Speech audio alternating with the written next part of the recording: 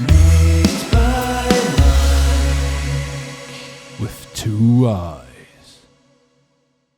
Hi guys, this is Mike and this will be a review of the Harley Benton AMAROK-BT. If you're watching this, I guess you did your research and you already know about the technical aspects of this guitar, so I will keep this part short. The Harley Benton AMAROK-BT is a 27-inch scale baritone guitar with 24 frets. We have a mahogany body with a flamed maple veneer top, while the neck is a 5-piece maple mahogany neck through body with a Macassar ebony fretboard.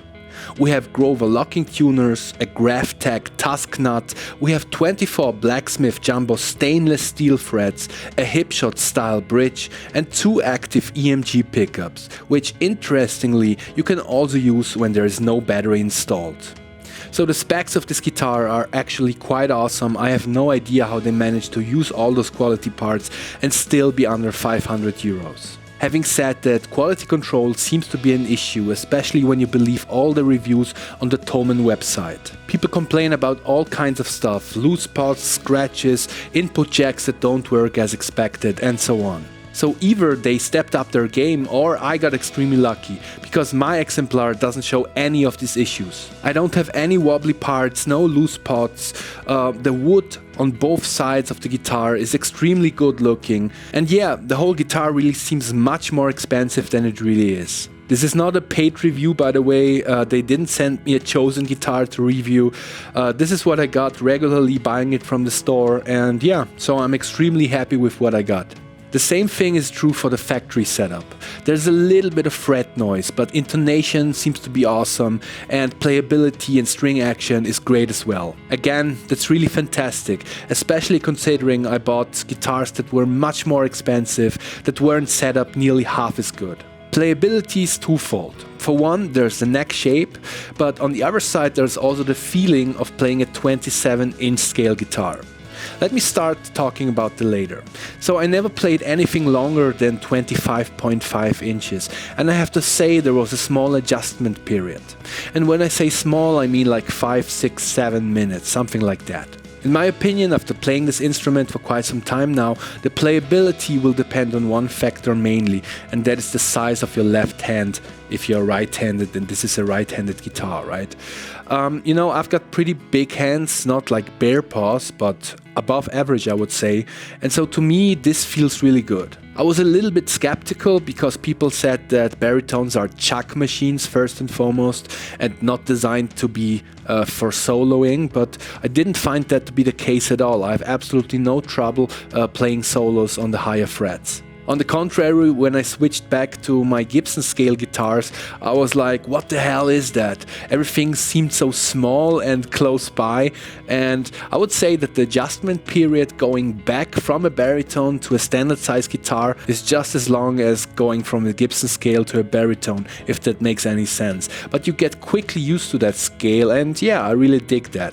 Of course, that was my experience. As usual, your mileage may vary. But for me, you know, I really like this baritone scale length. It feels kind of natural to my above average hands.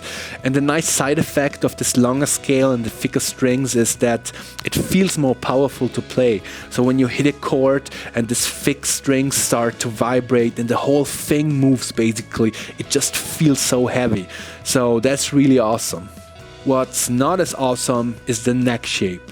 So Thomann advertises it as being a fast and slim neck, but that's not my experience. So the neck starts at 21 millimeters on the first fret and grows to 23 millimeters on the 12th fret. And you can actually feel this increase in size when going down. It's far away from one of those ultra slim, you know, Ibanez type of necks. And it even is a little bit thicker than my standard Epiphone Les Paul or ESP LTD EC necks. So I'm not saying that this is a bad neck or that it stands in the way of your playing, and I do understand that you need more wood to support the extra strength of the thicker strings, but I guess I expected something else. What's great though is the natural matte finish on the back. You know, it feels really nice and there's no stickiness to it whatsoever, so that's great again. Right, so there is a lot to like about this guitar, but there's one thing that I'm not so fond of. Well, actually it's two, and that is both pickups. So on the one hand, they are very hot and deliver a lot of volume and output, but on the other hand, they are undefined as f. And you can even hear that on a clean channel with no distortion going on at all. And it gets even worse when you add distortion to the mix. Note separation is almost non-existent, everything just sounds mushy on the low end, and yeah, undefined basically. Also, there's this fake compression going on that is, I feel, inherent to a lot of active pickups, or especially these ones. So I was quite happy to find out that you can take out the battery on this guitar and the pickups will still work, basically turning active pickups into passive ones. And so I tried that, and lo and behold, the guitar lost that fake compression and it sounded much more natural, but unfortunately it also lost a lot of volume. So without a battery, the output is terribly low, way lower than on standard passive pickups. To show you what I mean, here are a couple of samples, both clean and distorted. Guitar 1 will always be the Harley Benton with the battery installed. Guitar 2 will always be the Epiphone Les Paul Studio with 2 Seymour Duncan pickups, and Guitar 3 will be the Harley Benton again, but this time without a battery installed. Besides the volume differences, focus on the low-end content and check out how defined or undefined the EMGs sound in comparison to the Seymour Duncans. Here we go.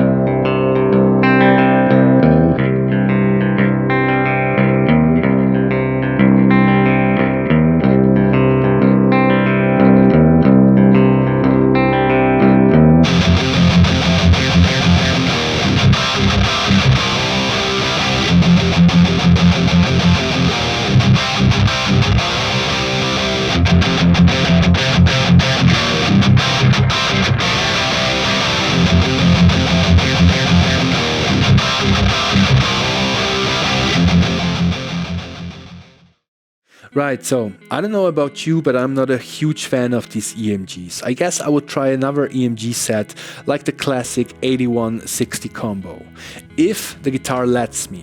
Because you see, these retroactive Hot 70s pickups are a little bit more narrow than your standard set of EMG pickups, which wouldn't be a problem usually, but it looks to me as if the pickup cavities here are made so that they just fit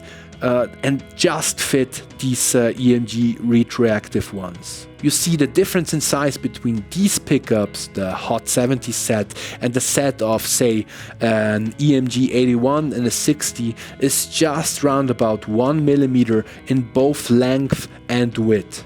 And that doesn't sound like a lot, right? But these pickups sit so tightly in their cavity that I fear that even this 1 millimeter in both directions could be a challenge without filing anything. But I will definitely try out different pickups in this guitar, and I will definitely keep you informed how that went. Okay guys, so that was basically my short review of the Harley Benton AMAROK Baritone. It's a great guitar really, with a lot of things to like. Would I recommend it? Most definitely. If you're looking for a baritone guitar, you could do a lot worse than this.